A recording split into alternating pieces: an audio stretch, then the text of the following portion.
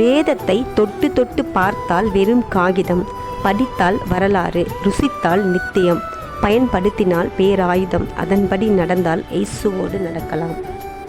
உணர்ச்சிகளுக்கு இடம் கொடாமல் வேத வசனங்களுக்கு இடம் கொடுங்கள். அவசரப்பட்டு முடிவெடுக்காமல் ஜெபித்து முடிவெடுங்கள்.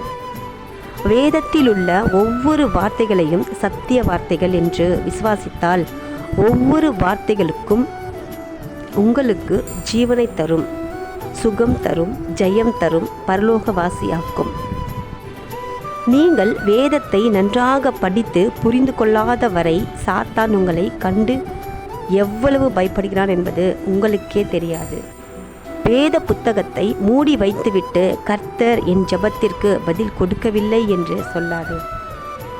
வேத வசனங்கள் நம்மை குழப்புவதில்லை. நாம் தான் நமக்கேற்றபடி வசனங்களை கூட்டியோ குறைத்தோ திரித்தோ நம்மை குழப்பிக் கொள்கிறோம். பைபிள் தேவனுடைய வார்த்தைகள். அதை கண்ணை மூடிக்கொண்டு விசுவாசிப்பவனே கிறிஸ்துவன். தனக்கேற்றபடி வியாக்கியானம் செய்வது கர்த்தருக்கு பிரியமானதல்ல. உண்மையான நண்பன் உன் முகத்திலுள்ள அழுக்கை சுட்டி காட்டுவான், சிரிக்க மாட்டான். வேதமும் நமது வாழ்விலுள்ள பாவத்தை சுட்டி காட்டும், நம்மை கைவிடாது.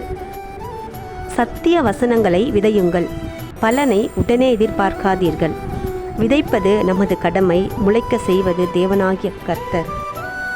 எல்லாவற்றையும் இழக்கும் வரை காத்திருக்காதே, இன்றே இயேசுவிடம் வாருங்கள், இழந்த அத்தனையும் பெற்றுக்கொள்.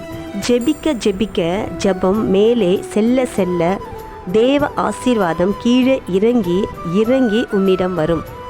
ஆமேன்.